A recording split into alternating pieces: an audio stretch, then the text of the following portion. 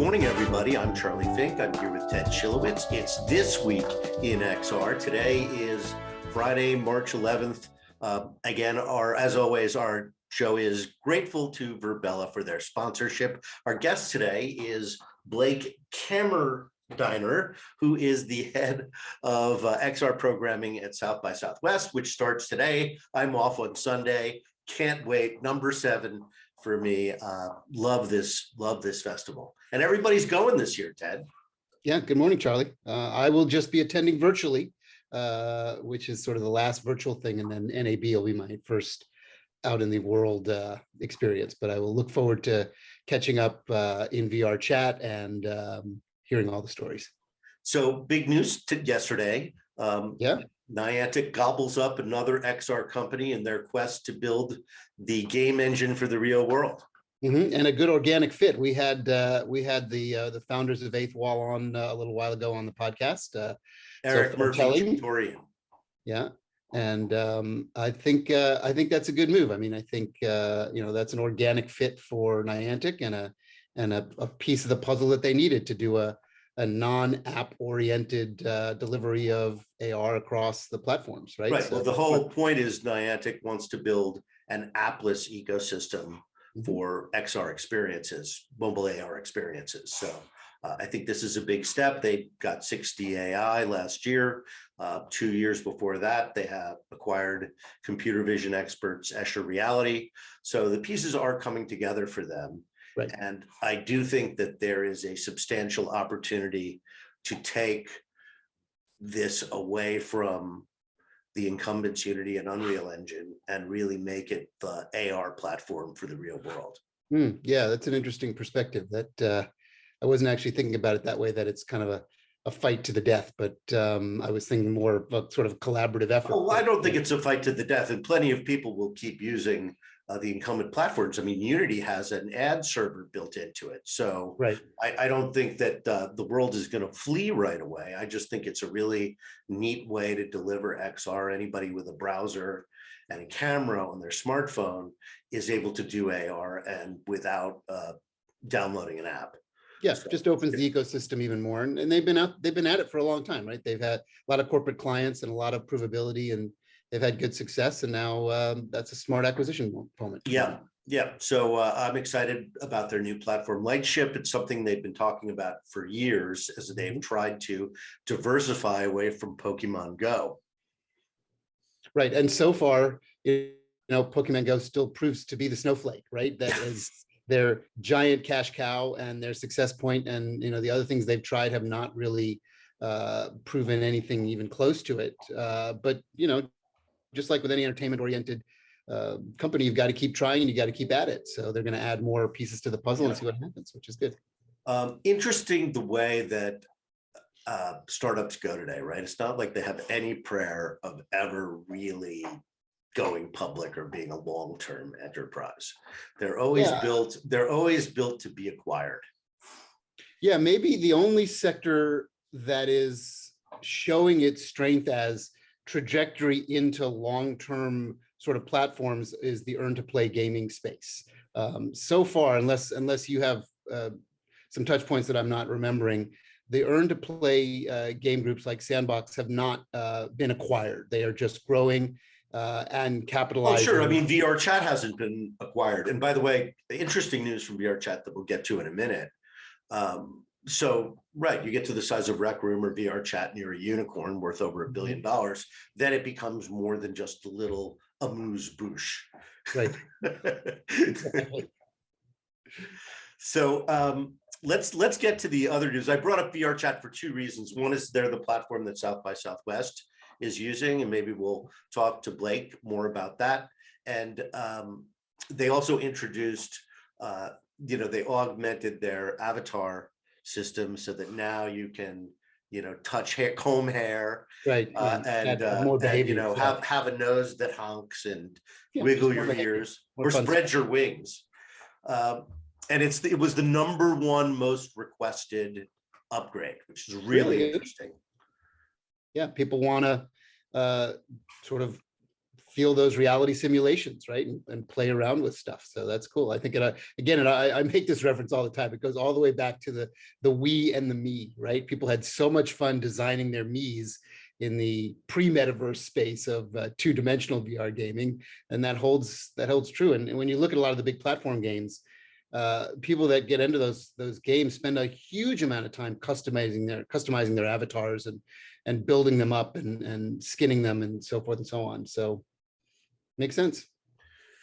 Well, I see Blake has entered the chat room, so maybe right. we'll invite him in right now. Here we go. Blake Kammerdiener is the head of XR programming at South by Southwest, which starts today. It does indeed. It's coming on. Hello. Blake, how are you, sir? Charlie, Ted, how are y'all doing? Great to meet you. Thanks for joining us today. Absolutely. It's wonderful to be here.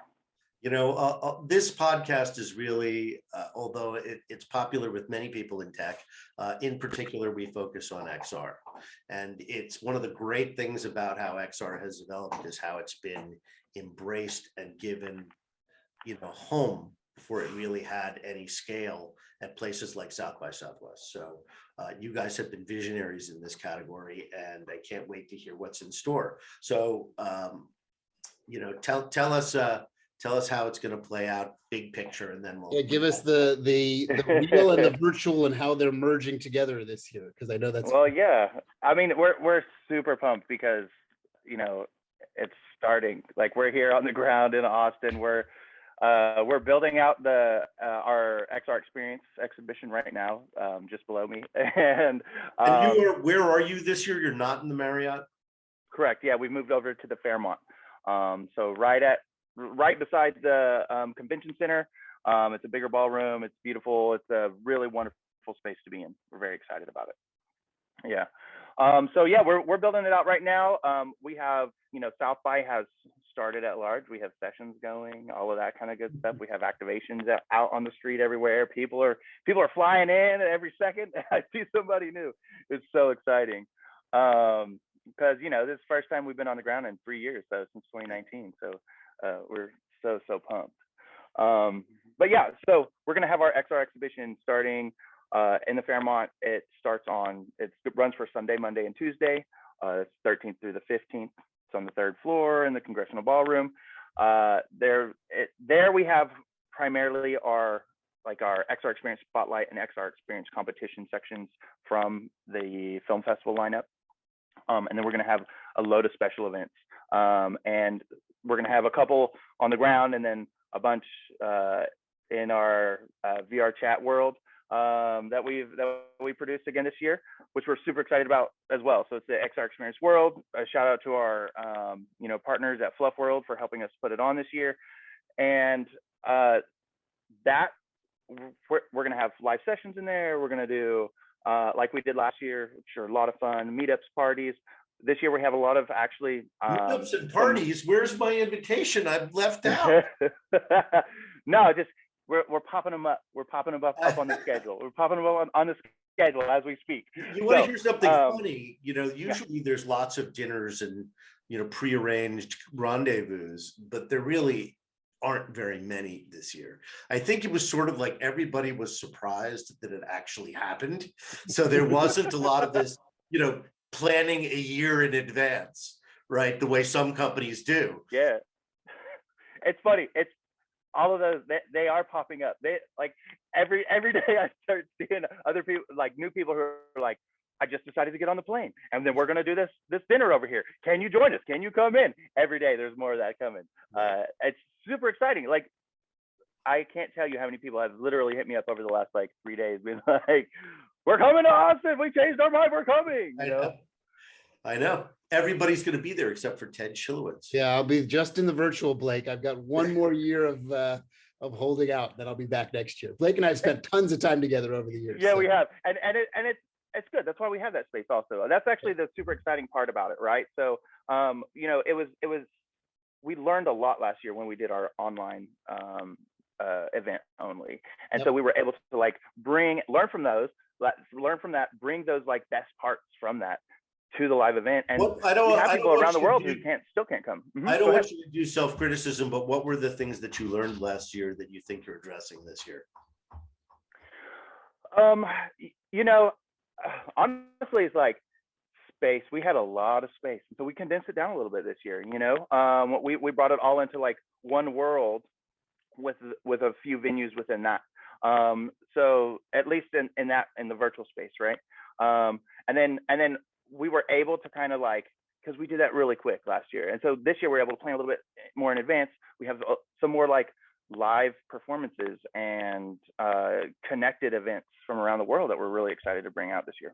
Yeah, and you're promoting specific things as opposed to last year, where it was just sort of a gather and catch as catch can. Yeah. This year you actually have a schedule, right? We do, absolutely. Mm-hmm. Yeah.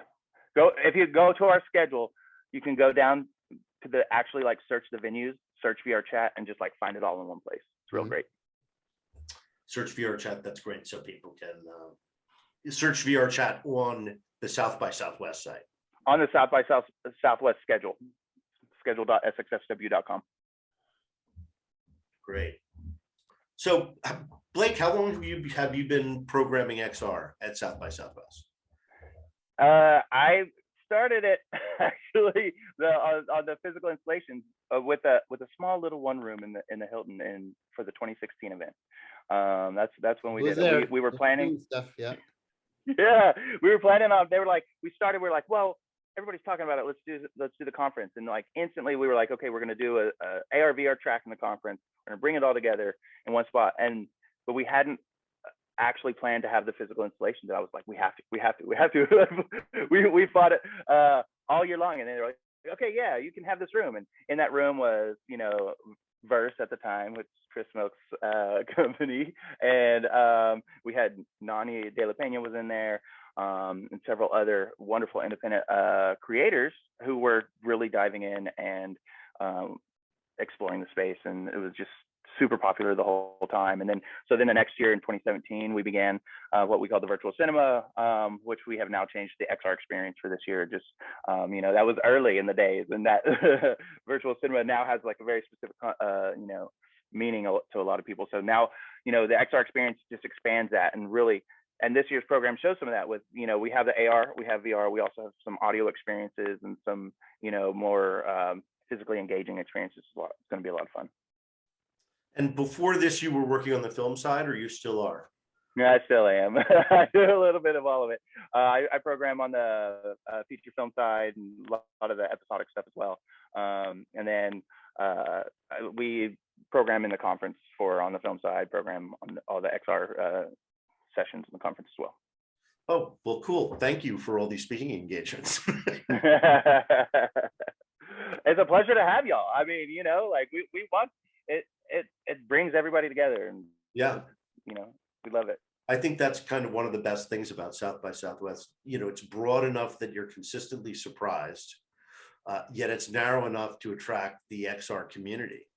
So it really is super useful to me because I get to consume so much, yet both familiar things and then things I never expected. The serendipity is one of the best things. And also, you know, it's the people you run into, you know, some of whom you don't even really know that well. And you end up spending the night with, you know, going to a bar with them and seeing a music act. We did a lot of that, Ted. You know, just suddenly there's a group of 12 people, you know, going into a bar on 6th Street to see some band we never, ever would have heard of. Right. Well, and it's interesting, you know, the arc over the years of this, just like as we track the dynamics of change around the medium, I'm recalling fondly and sort of terrifyingly the year that Ready Player One did their huge installation. Huge installation. VR. And I think maybe that was just the highest point of sort of exhibition VR that was so put out into the world. That was epically cool. I think there was also the to promote Westworld, they like built an entire town. Yes, and bussed everybody out there. That's right. Yes. So yeah. That literally is still like, I hear people like, they're like, oh, South by, that's where they built Westworld, right? You know, like they gave you a giant hat. Right. I know. I still have mine. It's a nice hat. It's that type of immersive installations, like across the board. And the interesting thing, like you were talking about, it actually injects, I think, this new like vitality. It like grows the immersive community every year. It like gets a little bit bigger, just because you're introducing all these new people who are working in different aspects of the space, which are just so fascinating. And it really helps to kind of help build and expand and evolve the whole medium and the whole community, which is, you know, what gives me the most pleasure about what we do. How do you select how do you select the XR experiences, right? Lauren Hammond from Tribeca, you know, travels around and stays in touch with artists and kind of cultivates exhibitors. He's not there anymore, but he was a terrific curator for XR at Tribeca. So I'm just wondering, do you do that, or is it more the film festival model where people kind of know at this point that there's a big opportunity and just come to you? I do a combination of both, actually. And Lauren actually is on our jury this year. I'm very excited. I can't wait to see him. He'll get to see him hopefully later today. We do a little bit of both. So we have an open submission platform. People do submit regularly, and then I do regularly. Well, I haven't traveled. No, of course not. Honestly, but I spend most of my extra time actually hitting the markets and just meeting with creators and just like seeing who's working on what, because it's just such a great place and great way to meet people. And I always just want to meet new creators, because every time you meet a new creator, you're going to see a new idea, and you know, that's super exciting for us. So how many people in the exhibition are repeaters? How many people in the exhibition That's a good question. Before? I couldn't give you an exact number off the top of my head, but we actually have a whole. I mean, we do always have a quarter. I think this year maybe about maybe a quarter in terms of directors, and then maybe another handful of like producers and stuff who have been worked. What is the rubric that you use, right? What's the sweet spot? What kind of experience really works great in this context? It's honestly, I take a project approach first, right? So I really do. I want to see the projects. I want to, and I look at it. We actually program with a couple things in mind. We're looking at storytelling, and we're looking at like an artistic point of view, right? And so we're looking at those two things, and that's kind of like the basis around the program that we build out. And that's really where we start. And from there, I really let the content from each year and like what has been built and what has been available dictate what the overall floor looks like. Well, I have my own version of that, which is my weekly column, and you just take what the week gives you. Yeah. And I was, you know, I used to program the New York Musical Festival back in the day, and you know, some years we had so many terrific shows, and other years, you know, there was a lot of like, well, you know, we need 12 shows, so I guess this You never know, right? You never know what's going to show up. Will be kind of limp through. It's an interesting process on the exhibition front, because as like I'll start with the first chunk where I'm like, yeah, we're doing this, we're playing, and then we'll start talking about space, because we have to program to space as well. And so then that's when we were like, okay, what does your activation look like? And we start those conversations. And then as we start building out the footprint, we're like, okay, well, we still have this corner over here. We could program a couple more pieces. And that's how we actually build out the floor. So it's a process. So you provide the space, and the creators bring the equipment and headsets and so forth, and provide the manpower to attend the booth. They do, and it's actually and we have a different model than a lot of events, where we have an open door to all of our badges, and each day our attendees can come in, and then they can sign up and at each individual booth for the available slots for that day. And what it's done is it's created an interesting thing. Those two things, like having the creators provide the docents and the experiences, because a lot of them are in there themselves. So then we have a lot of the creators in the space the whole time, and then we have all of our attendees in the space at the whole time. And it's created a wonderful community that is just like, it feels alive in that room. It's a lot of fun. That's great. I would also say about the XR exhibition, so many things are one of a kind, you know, and they exist only in the festival. Meow Wolf did one. I think it was 20. Yeah, Yeah. the whole thing was amazing that year. Yeah, yeah. It was Yeah. really cool. You know, Nani has shown, as you know, many times, and you know, these are very, you know, her Noah experience was quite extraordinary, and that's not the kind of thing you can just put on your headset and Yeah. find in the Quest store. So, Well, we have some other interesting things this year as well, kind of on the special event side, and actually attached with our art program. tell us. I see you have a virtual film that plays out for 24 hours. Yeah, yeah, Gondwana. It plays for 24 hours. And the cool thing about that is, so two things. We have a lot of our projects, a good percentage of them, on a new platform called Bast, which was produced by Sandman Studios, and it's a social environment where all the projects can live. You can go in, download them, and Gondwana is one of them. So on the exhibition floor, you know, it's playing about 8 hours of it, right? But you can go in and actually see more components of that content in the online version, which is super cool. And then some of the other special events that we're gonna have, like we're gonna have an NFT gallery produced by Marcel.art, and where we brought in like 8 different curators who all like curated a selection of NFTs. So we'll have a gallery like that. We have an art exhibition by ScanLab called Frame Rate, where they, I mean, I can't wait to see it. Everything's being built out today, but it's like a time lapse. They did time lapse lidar capture of environments and over like a year's time, and then so there'll be projections of these different environments that they, you know, did point cloud work on, and to watch the degradation and the change and evolution of these spaces over, I think, about a year. It's super fascinating. So, and then Miro Shot. I know a lot of people have been anxiously awaiting Miro Shot to come over to America. We were going to have them show in 2020, actually. And so Miro Shot, for those of you who don't know, is a band that has and a tech collaboration where they have these VR showcases where they've built in this app that does pass through and brings you in and out of the VR space as they play their show. It's super exciting, and we're really excited to have a full night of showcases with them. Yeah, that's one of the top things on my schedule. Yeah.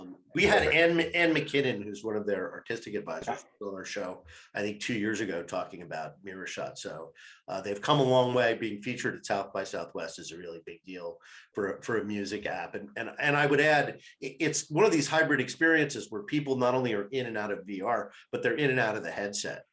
So it's not, you know, so you're in this concert and some parts of it are in VR, but there's lots of multimedia going around. There's a lot. Even if you don't have a headset on. So I wanted to make sure that people knew that it was still a straight up music act that can be enjoyed. It sure is. Thousands of people at the same time. So really excited to see that.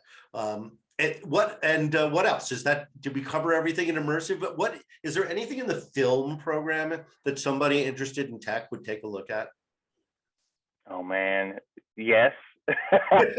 Yeah, there is. There's a lot of stuff. We always actually program with a lot of stuff, but I'm not going to be able to tell you off the top of my head right now. But it's a massive program. We have like 90 or 100 feature films ish, and we have a lot of really strong documentaries this year that we're really excited about. So just definitely check out the schedule and dive deep into it, because it's super exciting, super exciting. There's also, the installations are back. The installations are here. So like if you're in town, there's, let's see, we have Spatial Holodeck is going to be here. So there's with Meow Wolf again, actually doing. Oh, what is Meow Wolf doing? Another like I said, another installation based around with Spatial Holodeck. So all immersive XR audio and, yeah, exactly. And then we're gonna have Dolby.io here, where they're like, you know, advancing the spatial audio again in a new way. So that's, you know, super exciting. And then, I mean, it really is. It's back full force. It's crazy. It's crazy to see it. Over the last 2 weeks, we've been seeing it all build up around town, and just like the anticipation is like palpable. It's amazing. Well, congratulations. I can't wait to see everything. Thank you so much. I'm so excited. When are you going to be here? I'm flying in Sunday and I'm leaving Thursday. I speak Wednesday. I'll plug myself. Talking about the metaverse Wednesday at 11:30 with Philip Rosedale, Rafa Alacamara, and Timu Tok of Ready Player Me. So hope to see everybody there. Ted? And be sure and oh, sorry. I was just going to say, I almost forgot to shout out our keynote, our immersive keynote with Celine Tricart, who's just such an amazing creator. And we're super excited to have her. She created The Key, which is an award-winning project, Sun Ladies VR, and she's working on immersive games right now, and just super excited. She'll be on Monday at 1 o'clock. The Key is also in the Quest store for those of you who are not going to be at South by Southwest. I realize right now you're sitting there with a huge amount of FOMO, as Ted is. But we'll have a full report next Friday. Blake, great to see you. Look forward to seeing you in the reel. Absolutely. Ted, you will be missed. I will catch as much of it as I can on the virtual platform, and look forward to seeing you in the real a year from now. So Yeah, absolutely. Can't wait. All right. I hope it won't be that long for me. Have a great weekend, everybody.